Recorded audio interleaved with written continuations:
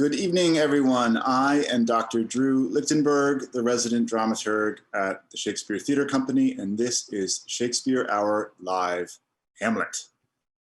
Something may be rotten in the state of Denmark tonight. Before we get started, I'd like to thank a few of our wonderful, generous sponsors. Shakespeare Hour Live is a component of Shakespeare Everywhere, which is made possible by the visionary support of the Beach Street Foundation. Additional support for Shakespeare Hour Live is made possible by Nan Beckley, and tonight's episode is sponsored by Christine Fisher and Oscar Goldfarb. Thank you all for making this possible. Well, as I said a few seconds ago, we are discussing Hamlet tonight, and we've assembled a truly incredible panel of guests. I'm pleased to welcome first Dr. David Sterling Brown, recently the author of a completed scholarly monograph on Shakespeare, Whiteness, and the Color Line. David is assistant professor of English at Binghamton University and an executive board member of Race Before Race Conference Series. David, are you there? I am here. How are you, Drew? I'm very well. Thank you for asking. How are you doing? I'm doing well, thank you. And are you joining us from Binghamton, which is in New York, I believe, right? I'm actually Binghamton is in New York. You're right about that. I'm actually in Norwalk, Connecticut, my hometown. All right. And how is Norwalk? Is Norwalk snowy? Is it swamp-like? It is snowy. We got a little bit of snow dust yesterday, so it's looking pretty right now. So still wintry in Norwalk. Well, thank you, David, for joining us. Also with us tonight is Yael Farber, internationally acclaimed director and playwright.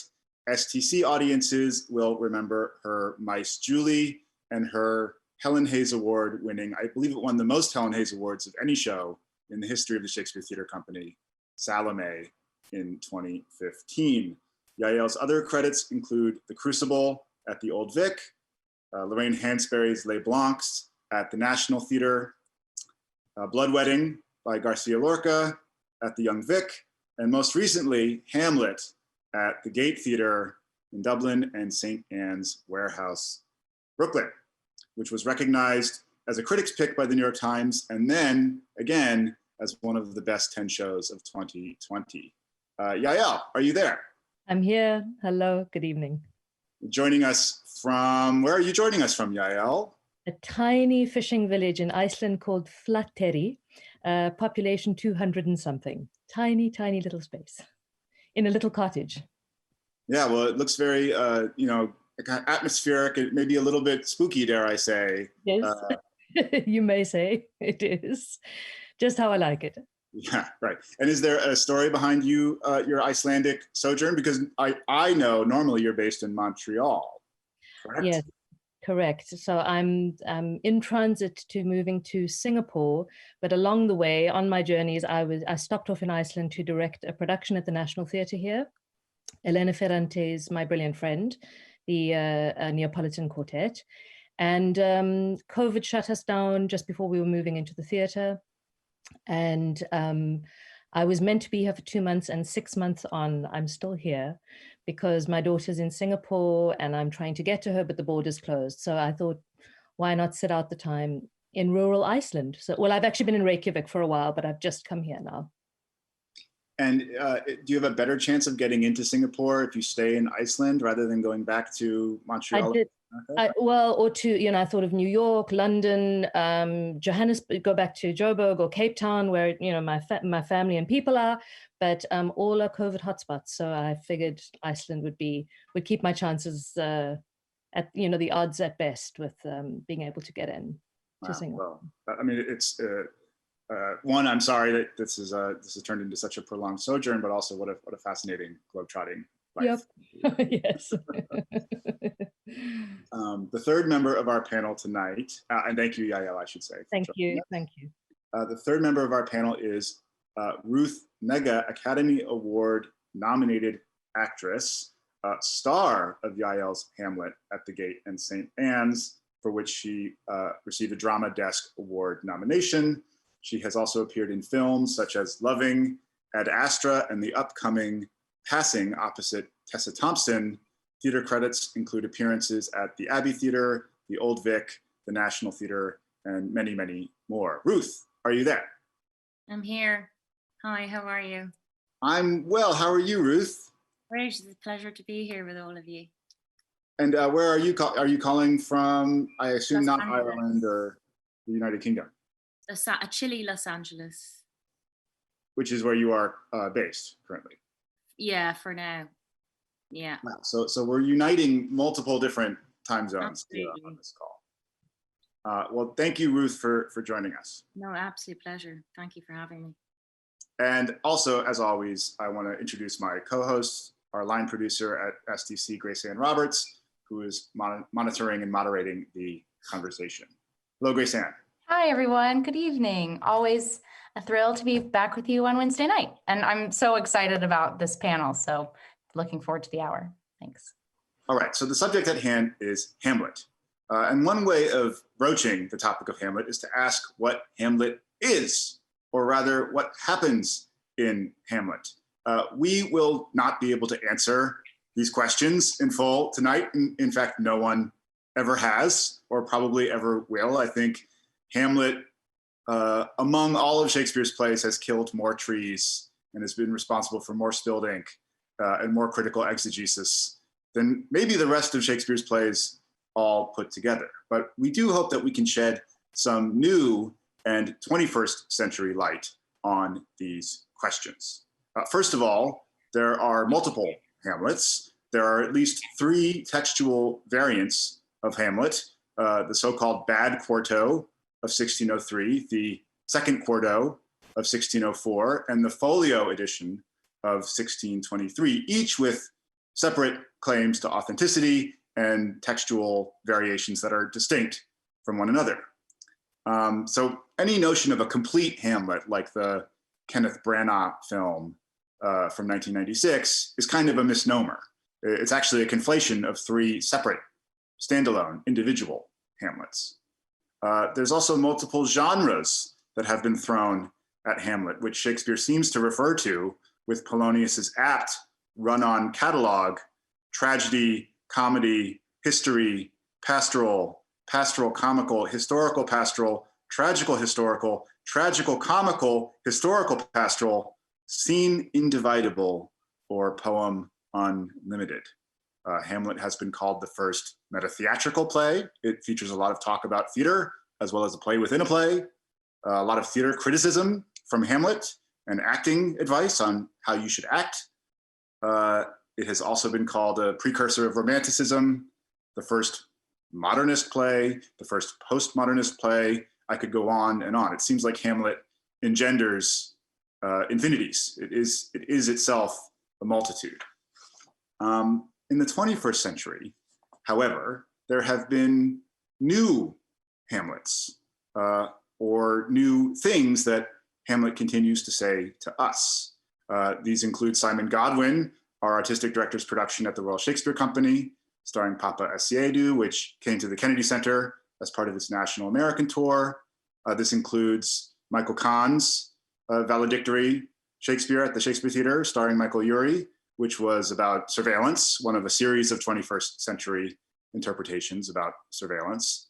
And of course, in 2020, there was Yael and Ruth's production of Hamlet, which we're sort of going to get into tonight as a new 21st century version of Hamlet. So with that in mind, I think our panel tonight is excellently poised to discuss what is the new things that we continue to understand about Hamlet, and that Hamlet continues to say to us. So I thought I would start, David, with you. How do you react to this play? And as the author of a forthcoming monograph on Shakespeare, whiteness, and race, how more specifically do you think Hamlet figures into this conversation? Because it's not a play like Othello or Titus Andronicus that we think of immediately when we think of Shakespeare and race. Yeah, thank you for that question, Drew. Hamlet figures into my research on Shakespeare and race in several ways, and I'll highlight 3 inroads into the play that I find intriguing right now. First, in my forthcoming scholarly book on racialized whiteness and anti-Blackness, I refer to Hamlet as one of Shakespeare's other race plays. And so this phrasing, other race plays, is meant to steer us away from focusing exclusively on the iconic race plays, specifically Titus Andronicus, which is my favorite play, and I also just learned it's Ruth's favorite play as well, The Merchant of Venice, Othello, The Tempest, and Antony and Cleopatra. Shakespeare's other race plays enable us to more exclusively direct our attention to interrogating whiteness and its racial, cultural, social, and political power. So in short, a play such as Hamlet forces us to make whiteness visible, as there are no Black characters like Othello, Cleopatra, and the Prince of Morocco in this tragedy. In the absence of racialized Blackness, then, it seems that race disappears for some people. That's how people seem to think of it in society often. And that is to say, without Black people and Black skin, race doesn't exist. These are perhaps the ultimate racial myths that help perpetuate the invisibility of whiteness, as such myths suggest race is synonymous with that which is not white, and often that which is Black. In my forthcoming book, I outline more specifically what I mean by the phrase other race play, but the simplified definition refers to plays that contain completely or predominantly white sets of characters and still permit generative discussions about race and racial difference. So you might think of Macbeth or Richard III or Much Ado About Nothing or even Romeo and Juliet, all the plays that are not the five that I just mentioned. Secondly, I also find Hamlet useful for conversations about policing of the body, of the self, and of human behavior. When white figures in these other race plays show disdain for whiteness, which actually happens a lot because who else is around for them to hate on, it is mainly because they are rejecting certain kinds of uncouth or uncivilized whiteness that contradict dominant white cultural norms and expectations. The rejection itself is a form of policing, whiteness policing whiteness, especially for characters within a play, though there are also lessons about whiteness for the audience too. Such policing of whiteness, of white nonconformists, if you will, exposes the irrationality embedded in the logic that entitles white people to deem other people inferior or as other, for the nonconformist in these plays is still white. Thus, the policing functions as a general policing of the self that is made possible because of an indivisible boundary that allows certain white people in the plays to see themselves as better than other white people. And this happens in Richard III, it happens all over Shakespeare, which I find really, really cool. But whereas the regulating of racialized Blackness and whiteness drives plays like Titus Andronicus and Othello, the focus shifts in the other race plays so as to force white figures to identify other white people to control, objectify, and demean. We see this in Claudius's relationship with Hamlet, for example, at the beginning of the play when he critiques Hamlet's unmanly grief, and also when Hamlet's mother Gertrude tells him to cast his knightly color off. Hamlet is too Black, metaphorically speaking, as evidenced by the inky cloak that he wears in the beginning of the play. And lastly, with respect to performance, Hamlet figures into my Shakespeare and race research as it pertains to the notion of Shakespeare as white property, a phenomenon scholar Arthur Little has called attention to.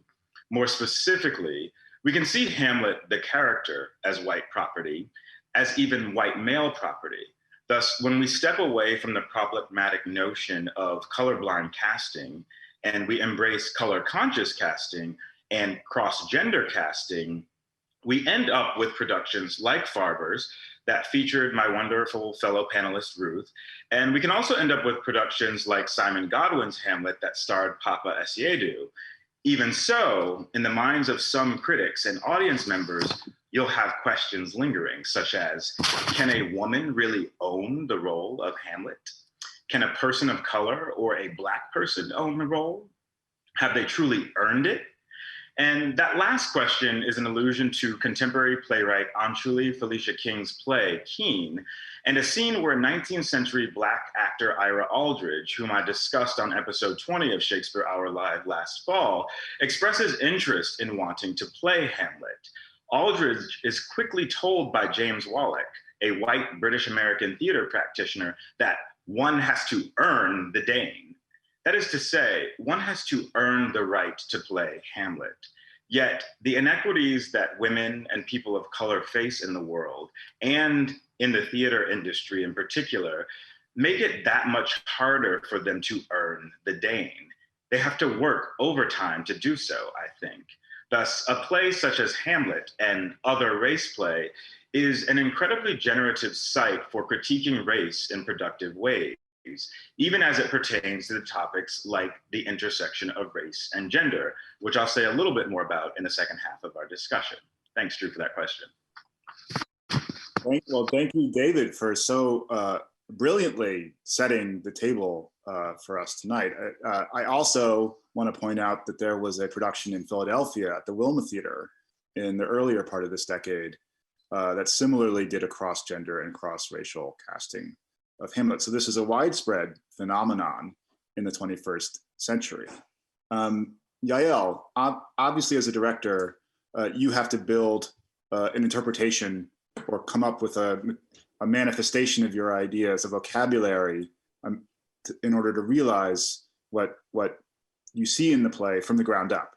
And I'm curious to hear a little bit about your process and how you started thinking about Hamlet and how that evolved over time. Did it start from a position of casting? Did you know immediately that you needed to have Ruth as your Hamlet, or did you work your way towards that in a kind of organic way? Thanks, Drew. When the play was first suggested to me by Selena at the Gate Theatre, I was in a very fresh moment of grief. I had just lost my mum.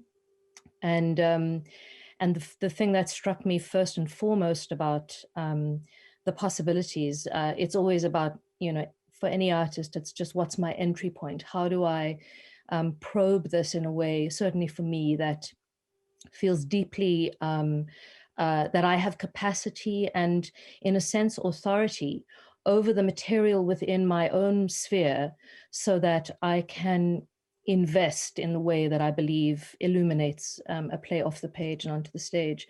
But I also grew up in South Africa, in apartheid South Africa. And I learned from a very, very young age that there is no apolitical choice when you're choosing which play to stage in a given moment in time.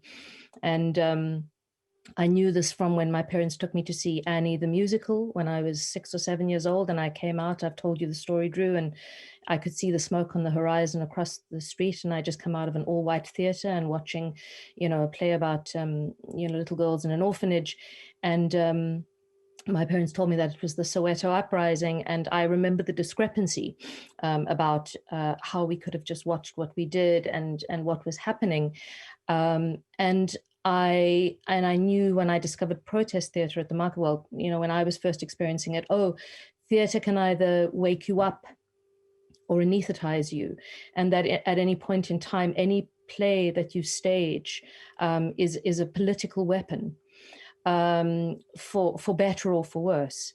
And so immediately, as Selena put on the table at the Gate Theatre, Hamlet amongst a few other possibilities, we started to discuss great artists, and on that list was Ruth immediately, just as an artist to work with in whatever production we might hope to be working on. And suddenly the idea of Hamlet and Ruth coming together, I just knew that I had never actually had any interest in staging Hamlet before.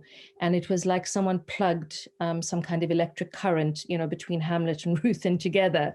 And I knew that that was the way that I could find a vessel in which this moment that we were poised in, where the possibility of someone like Donald Trump could come to power, and the possibility that there could be such an electrifying moment of the kind of polarizing that was happening in the society, and what felt like some kind of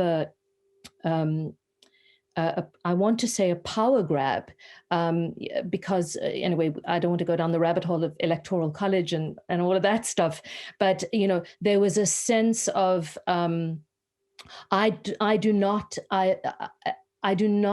buy into the idea, certainly, of an interesting Hamlet or a Hamlet that would interest me as, the prince who can't make up his mind, about the ambivalence. To me, when I suddenly pictured Ruth in this given moment in time playing Hamlet, she would feel like her Hamlet would feel like the only person in the room who's seeing clearly.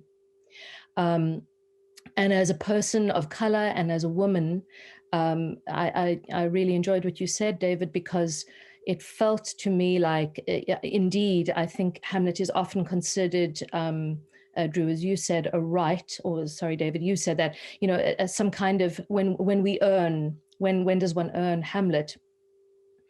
And the only kind of Hamlet I was interested in hearing was from somebody who deeply understands what it means to be an outsider, what it means rather to be treated at some level inside a white patriarchal society.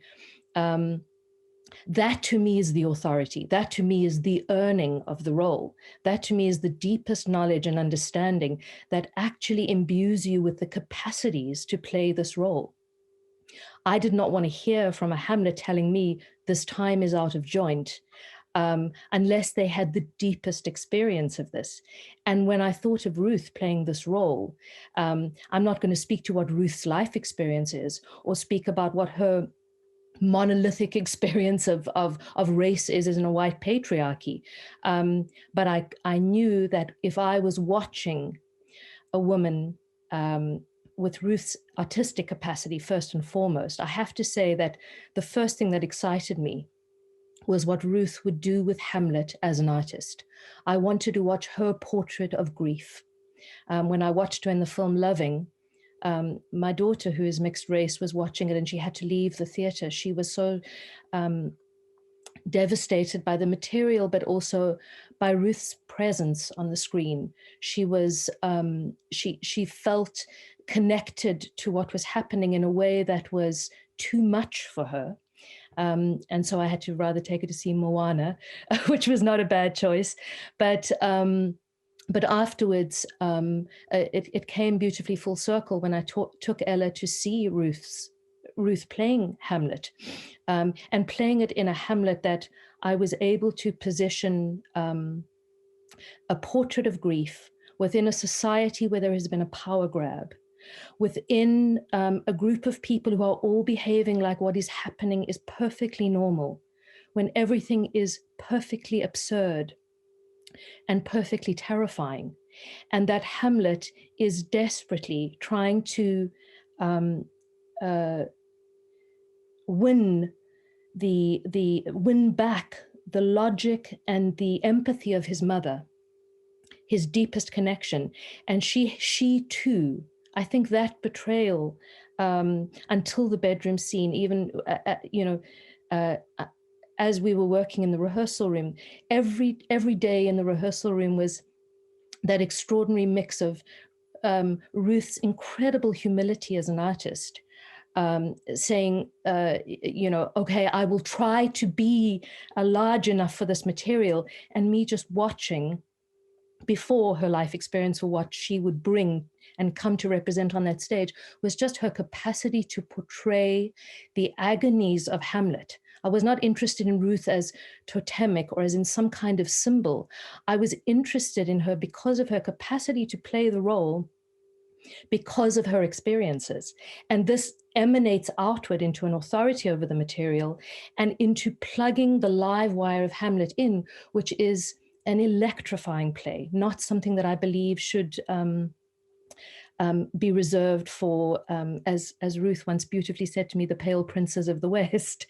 It doesn't have to be kept to, I don't want to continue seeing Hamlets from actors who may not necessarily have the full grasp of the moment that our current political context required.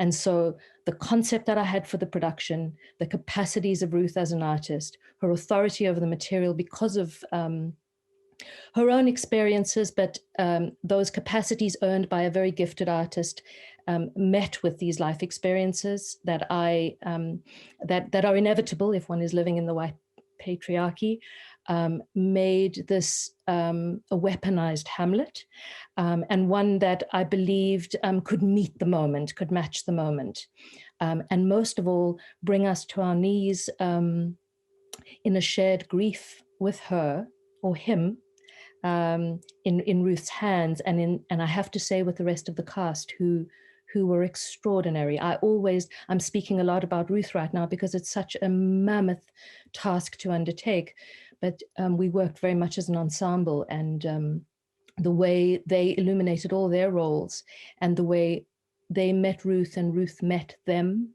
I think we were able to tell a story that that mattered in this moment in time.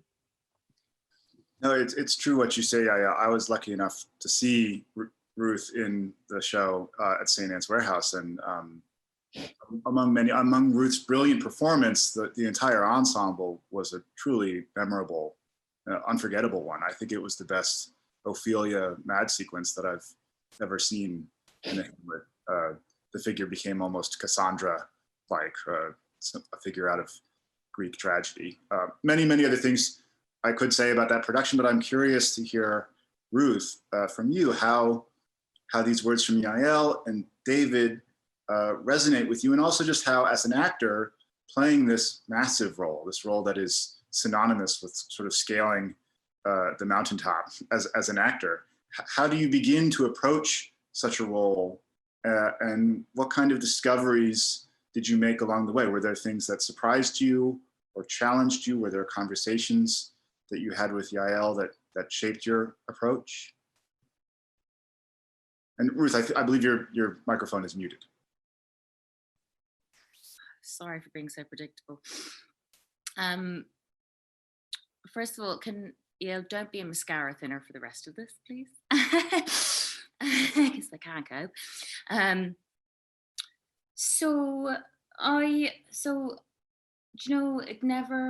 never thought about playing Hamlet.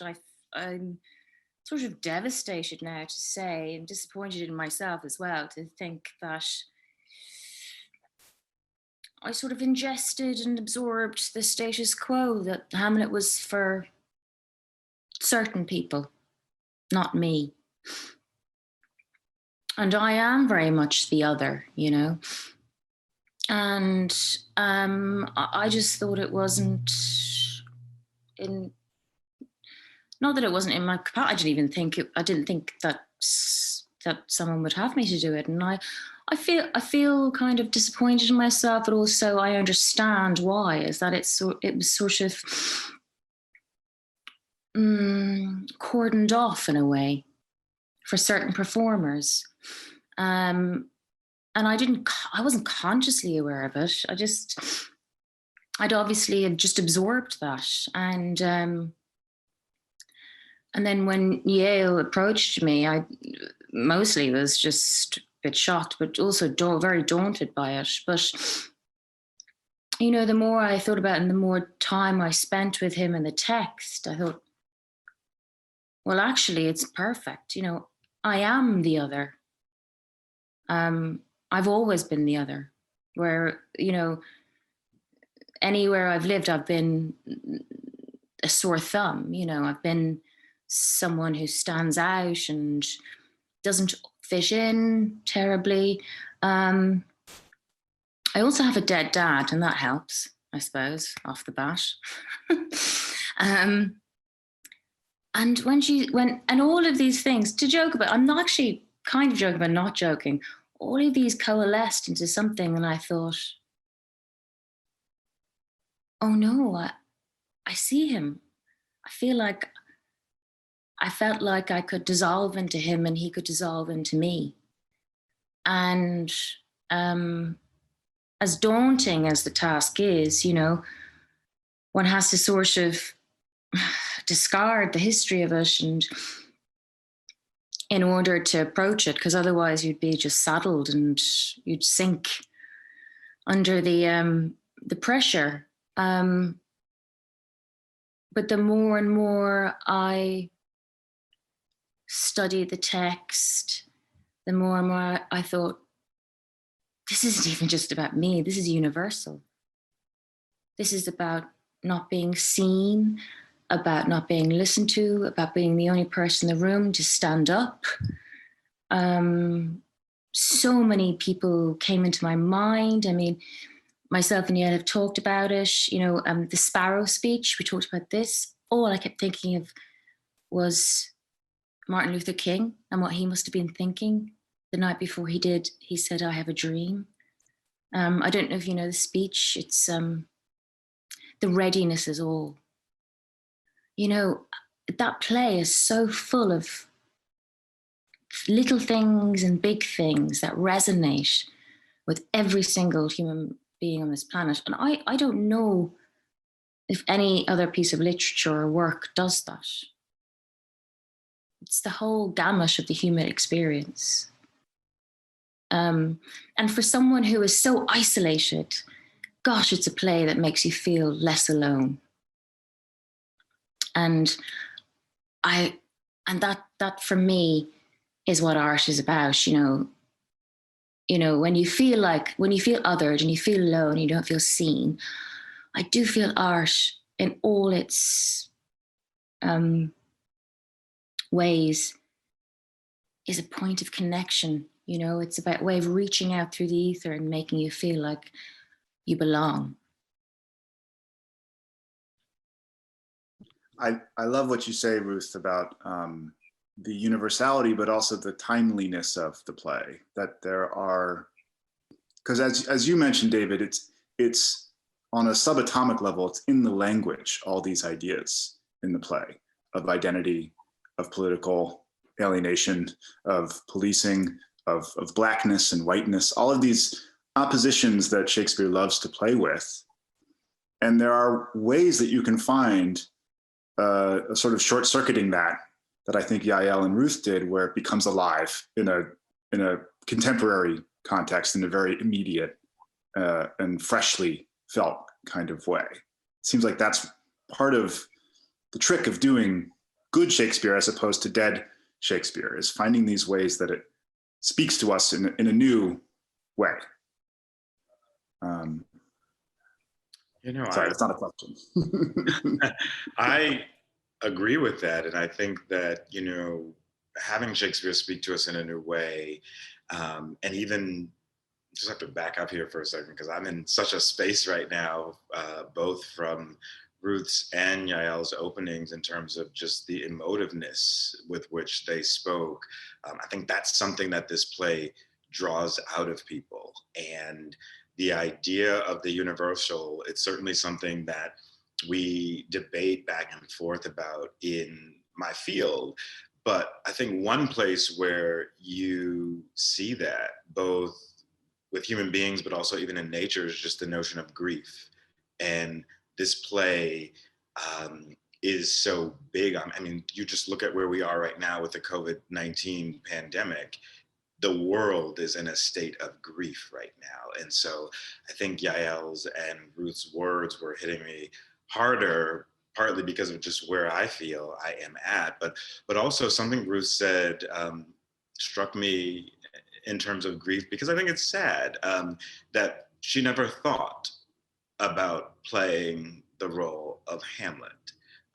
That needs to be corrected, because anyone who wants to act should be able to think that they can aspire to fill the shoes of any role that they want to fill, especially for me when I, think of myself as a Shakespearean. When it comes to Shakespeare, we had male actors playing the roles of females on the Shakespearean stage in the 16th, 17th century. And so my mind cannot wrap itself around the contradictions that I see now. And not even just now, Drew, after you had chimed in after my opening, I know there certainly are cross-gender casting plays that have been done, but up until I believe the 19th century, it was white men who were filling the role of Hamlet, the Great Dane. And so that's something that I think we need to really reckon with and wrestle with as we move forward and think about how to make this play new. Well, not to go out on a political tangent, but we are having all these calls now in America for unity, to unify the country, to come together on both sides, from Democrats and Republicans. And the question is, who is being unified? Who is being identified as part of the in group in society, and who is the out group?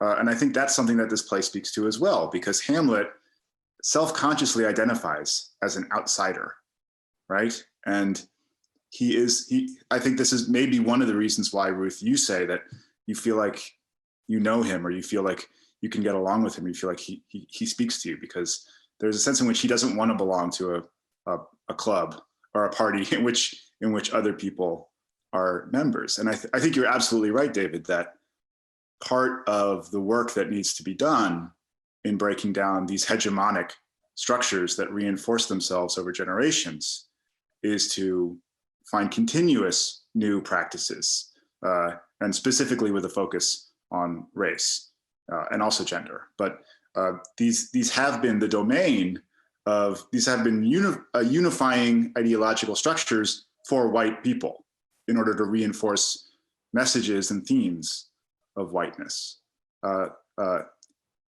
Speaking about, I think you mentioned in your opening remarks, colorblind casting and how problematic that can be potentially. I should point out that Yael, in your production, Ruth as Hamlet, and I believe the Ghost were the only Black actors in the show, and the rest of the company was a bunch of white actors, which was very intentional. It was a color conscious production. So there are ways of doing this, of deconstructing or taking apart, dismantling the white supremacist practices of Shakespeare production without falling back on a kind of neutral color blindness. I don't want to put words in your mouth, Yael. I'm sure you can speak to it better than I can. I think it's precisely that, Drew.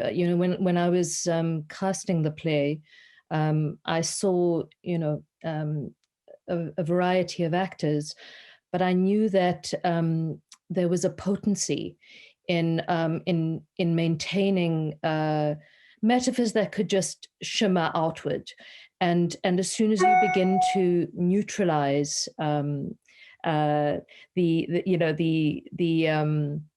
the casting, I think it does.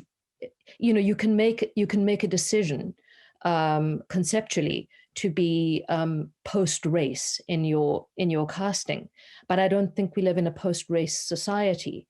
And so, as soon as we have this gesture available in which we can actually make a really searing statement. It again, for me, it began with an artistic choice for who's the best artist I can think of to play the role. And emanating out from that was, I don't want to reduce the potency of this by, even the fact that Claudius and Hamlet Senior, that they're brothers, that it's Hamlet's uncle.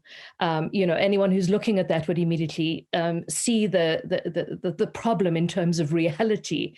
But we ride it. I mean, I think this is the great thing about Shakespeare and the great classics, is that you can ride these gestures if you root them in something that has integrity, and I think where it can go horribly wrong is where you're using these gestures and that actors become like set dressing or some kind of statement on behalf of the director. It begins with who had the deepest authority to play the role, then who could be the ghost that is being killed, and so it emanates outward from there. People will read into it, okay, is this the Obama figure that's been killed, or is this a war against Blackness?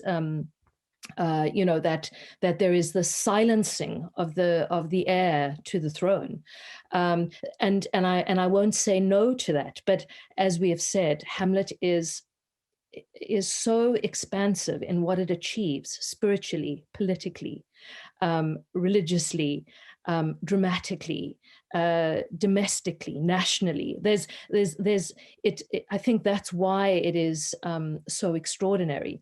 And I think, you know, if we pigeonhole it into something too tightly, then we actually do a disservice to the capacities that that are available to us if we use these gestures within productions to speak about our societies. But I couldn't create the Hamlet that I was hoping to with Ruth by neutering that gesture and trying to create a post-race world in which Hamlet is attempting to actually triumph over someone who was in such a raw usurpation of power, and trying to preserve something and strip Hamlet of some kind of fundamental inheritance that was rightly his, is rightly his. And I think this is one of the ironies and wonderful things about your style of directing, Yael, is that you are simultaneously this extremely political director and theater artist, but you're also a deeply poetic one who's not interested in tendentious or topical or documentary style point scoring. The idea of having some kind of a montage of Trump just violates everything that you're about as a director. You don't want to reduce the play, but actually find a way of bringing the myth to life in a new form. David. Yeah, I just want to add something to that, because I'm glad you mentioned the word political, and I love everything that Yael just said. But I think many directors are political. And I think Yael gets called out for it or noted for it because of how she is political. But even if someone chooses not to be color conscious in their casting choices and they only want white actors in this play, that's political. And they are making a statement about whiteness, and they're making a statement choosing to center whiteness, even though there may be actors out there who are far better than those that they've chosen to play the roles who are not white. So I think we need to move away from, the kind of discourse that doesn't allow us, one, to think about whiteness as a race, because it certainly is. It's not invisible. It doesn't only become white when, I, as Black male, enter the room, but also when people just choose to make something white. That's a political move too. I think we're talking about America's politics in particular, and there's a whole lot going on with whiteness right now in this country. To say the least. But yeah, I think you're absolutely right, David. It's a political choice to do a all-male Hamlet in Elizabethan dress. That is extremely politically loaded. Or if you're doing The Importance of Being Earnest, to cast a veteran character actor as Lady Bracknell as a kind of compliment to how great a comic role it is, icing out, a woman from playing that role. These are all political and ideological choices. We're straying a little bit from Hamlet, so I want to anchor us back in the text. Ruth, I know that we asked you, and actually we asked Yael to suggest a passage to discuss, because that's one of the things we like to do on the Shakespeare Hour Live, is to talk about praxis as well as theory. And what was the passage, Yael, that you suggested? Well, the three that I had suggested, and we could choose any one of them. I have of late lost all my mirth. There's To Be or Not to Be, which I think Ruth strips all the crusty layers off of. And Ruthie, what was the other one that To Be or Not to Be? And Oh, What a Rogue. I think that's an extraordinary one as well. Sorry, yeah. So what's the choice? I mean, I suppose it's what you really what would be interesting to discuss, because I know Ruth can do justice to any of those. But To Be is great. Rogue and Peasant Slave. What you feeling, Ruthie? Oh, me? Do I need to read it? Sure. One. Which one? I guess we haven't chosen. I thought we had. I thought we landed on "Oh, What a Rogue," but I might be Why don't mistaken. we go with that one? Yeah, let's go with Rogue and Peasant Slave. The only one I haven't bookmarked. Here, sorry. Talk amongst yourselves. It's here somewhere. I've got my actually wee little book that I actually used in the actual play.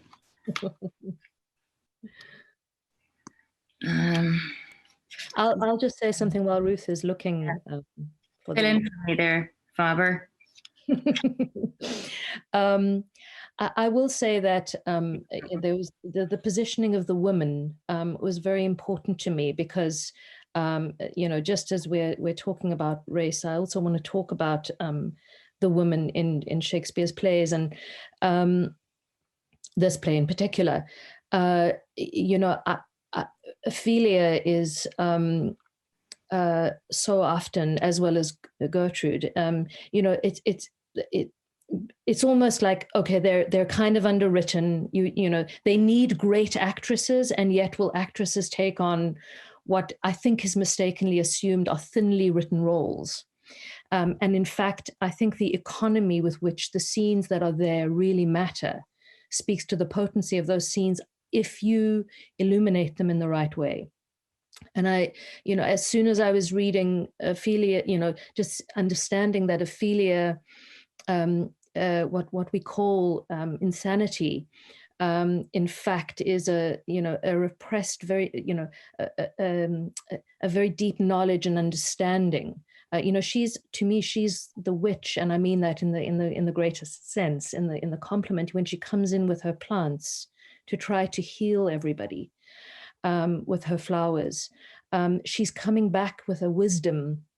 She's able to see how the container, the vessel, is straining, and she becomes like the lightning conductor, where she literally takes the charge, and she earths the electric charge of the sense of injustice in the play, because she's watching someone she loves fall apart.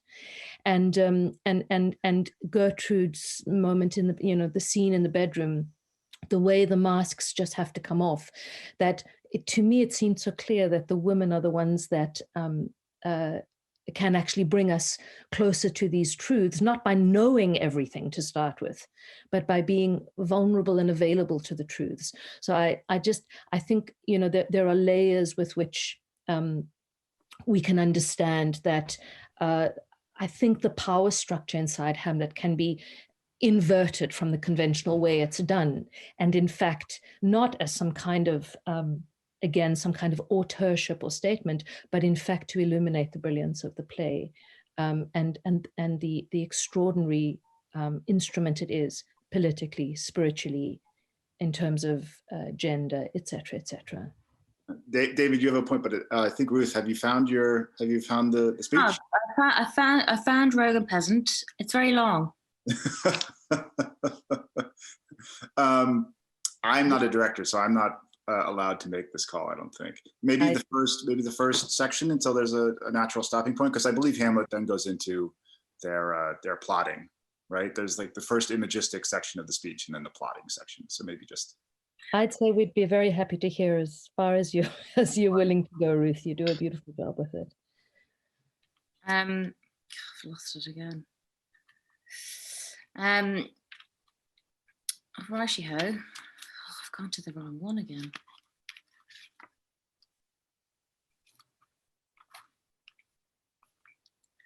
I'm going to give context for how Ruth would come into this.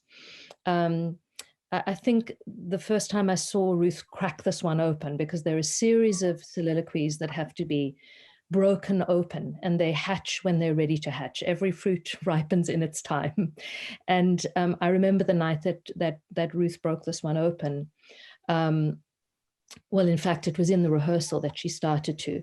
But I remember when she called out, and she's not vocally warmed up now. And I think, Ruth, I do want to say that what this monologue needs in many ways is the momentum of the play behind it.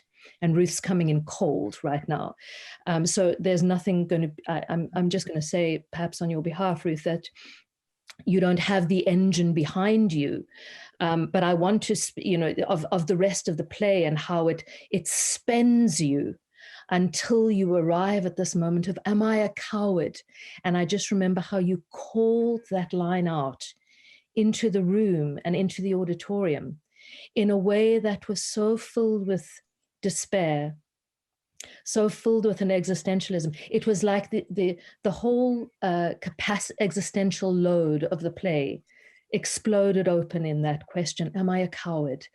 And how can this player have summoned this level of grief when these characters mean nothing to him, and I can do nothing, not even for a king? And I just remember how Ruth, with that momentum behind her, and that the exorbitancy, what it costs her to put these monologues out with that drive behind them. So I guess now it will just be about looking at the language and having. David, I think you have a point to say specifically about the language in the speech.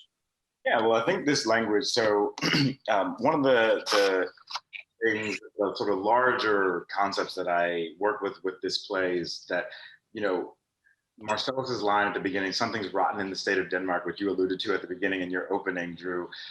What's rotten is white masculinity, right? Because we have all of these characters in this play who are not adhering to the cultural norms, including Hamlet. I think he's the most central in that respect.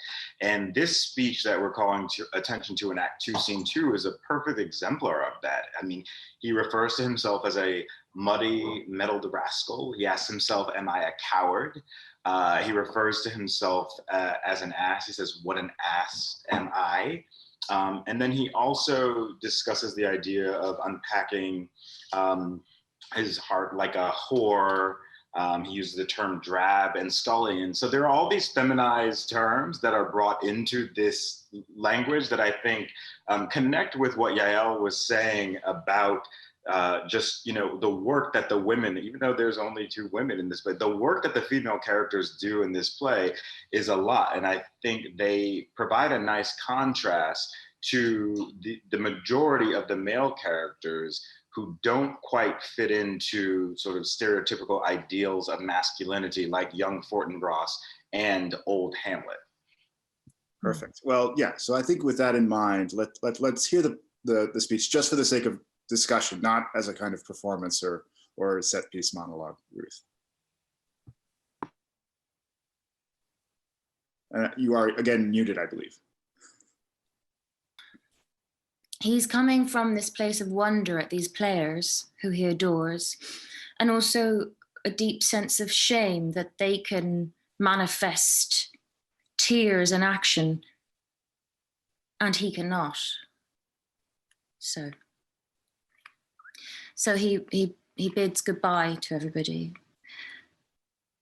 And I think it's almost one of my favorite lines. It's so simple. He says, now I am alone, which I feel is sort of an indication of now is my truth.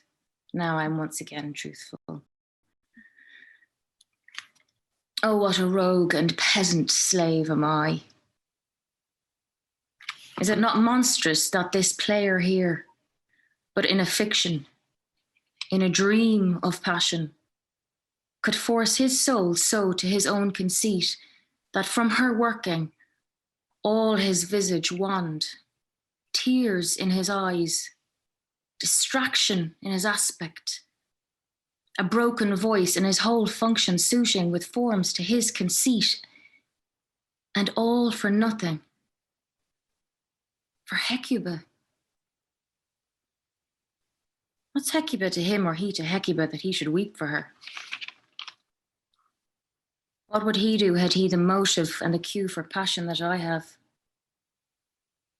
He would drown the stage with tears and cleave the general ear with horrid speech, make mad the guilty and appall the free,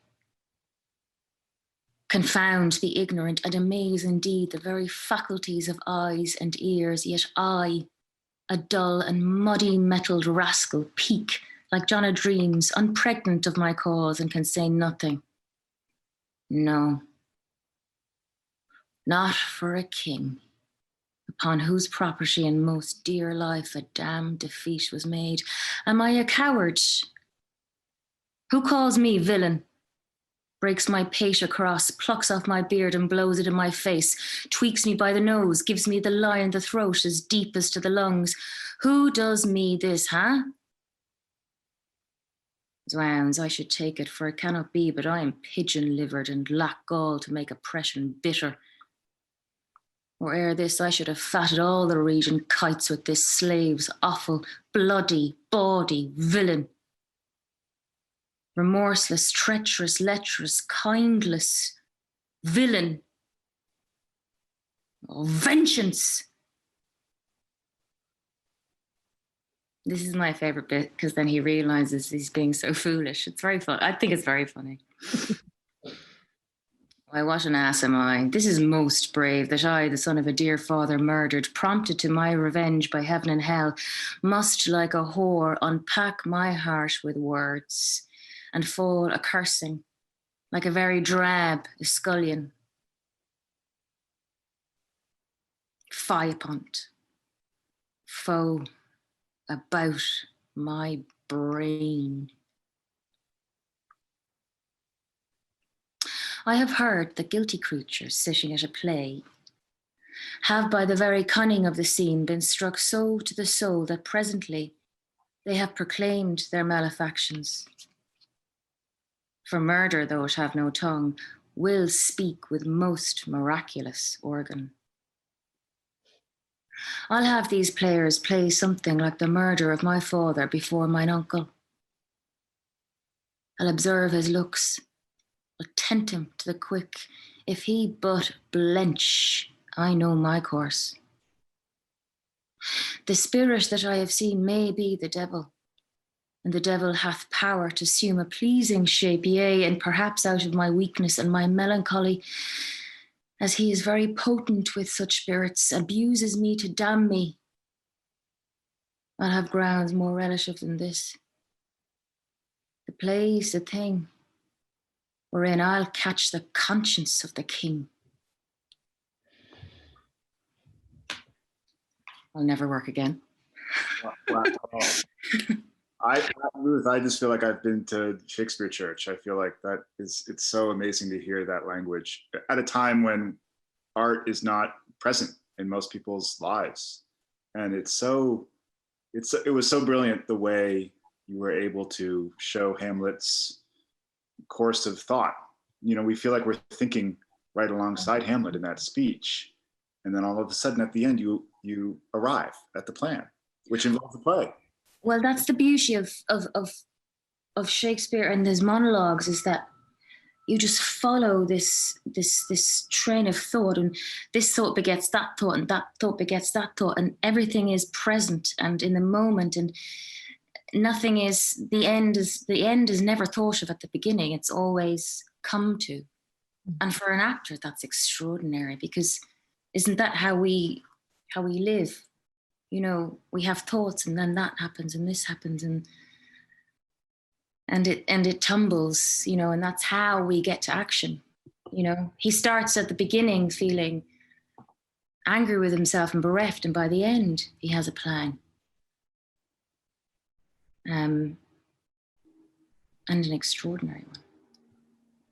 And a very unusual one, which I believe is the only. I mean, there are many. There's a lot of debate about the sources for this play, but I believe the Mousetrap and Gonzaga, the murder of Gonzago in Vienna is one of the original things that Shakespeare adds to this play. It sort of makes it a quadruply complicated play. We could talk forever. Yael, you have maybe one last point to make, but we are at an hour at the Shakespeare Hour. I wanted to say that. Are you going to give me direction? Notes afterwards, Ruthie. I'll see you in the out room of Zoom.